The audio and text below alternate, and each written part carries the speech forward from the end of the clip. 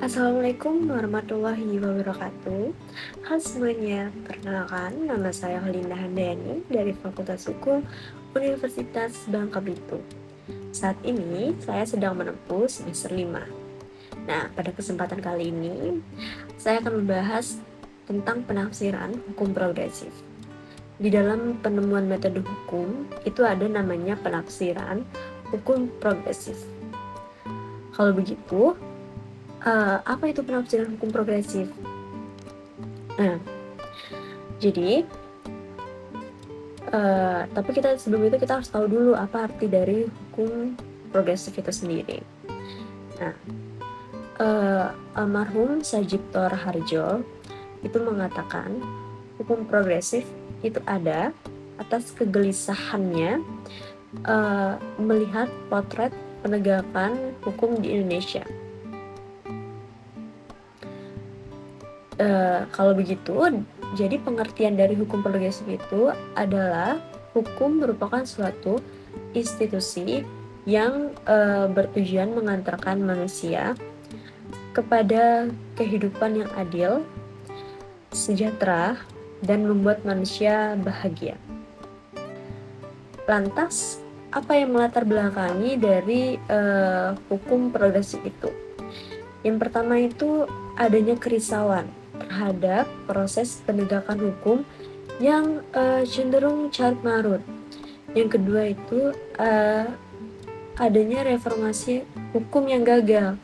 Nah, reformasi hukum yang gagal itu disebabkan karena adanya paradigma yang melandasinya itu tidaklah berubah. Nah, itu dinamakan paradigma positisme. Yang selanjutnya itu ada cara berhukum yang memahami hukum sebagai skema yang final dan otonom.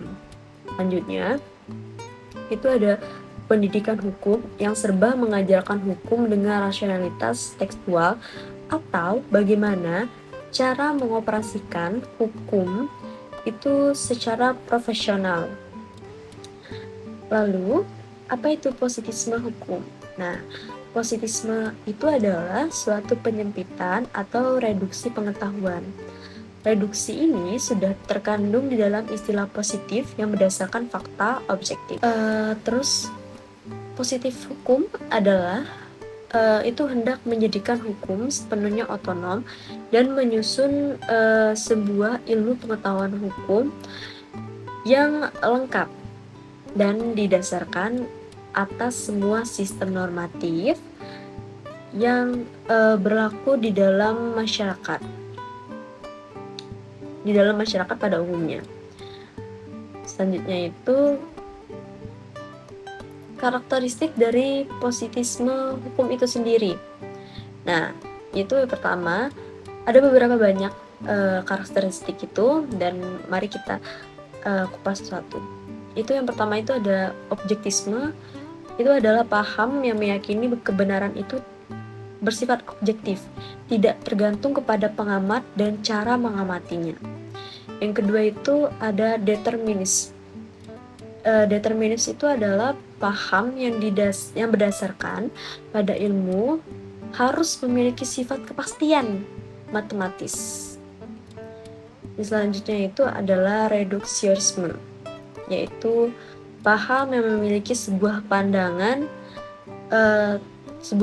tunggal dan linear terhadap realitas. Yang selanjutnya itu ada mekanistik itu paham yang mengatakan bahwa realitas itu dipahami dengan menganalisa dan memecah-mecahnya, lalu atau kemudian dijelaskan dengan pengukuran kuantitatif.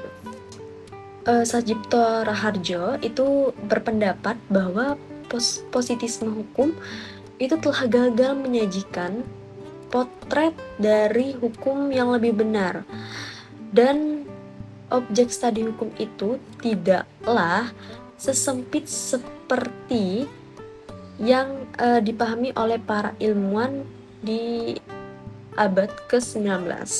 Nah, selanjutnya itu dasar konseptual hukum progresif.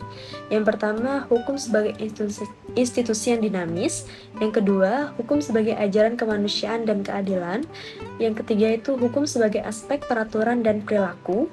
Yang terakhir itu hukum sebagai ajaran pembebasan. Nah, lanjut, itu ciri-ciri dari penafsiran hukum progresif. Penafsiran dan tujuan itu menafsirkan tujuan kemanusiaan agar hukum dapat bermakna bagi kesejahteraan kemanusiaan. Yang kedua, penafsiran progresif tidak selalu bertumpu pada logika saja, terkadang juga harus meninggalkan rutinitas logika. Yang ketiga, penafsiran ini dilakukan dengan lompatan paradigmatik yang tidak membaca hukum secara tekstual, melainkan dengan logika, kepatutan, kesadaran, dan keadilan sosial. Yang selanjutnya, itu penafsiran progresif tidak hanya mengedepankan peraturan, tetapi juga perilaku. Nah, yang terakhir, itu penafsiran progresif dimobilisasi dengan kekuatan empati, kejujuran, kepedulian, dan kemanusiaan. Baik, itu saja penjelasan dari materi tadi. Sebelum saya akhiri, saya mohon maaf jika ada salah kata. Saya akhiri, wabillahi taufiq wal hidayah. Wassalamualaikum warahmatullahi wabarakatuh.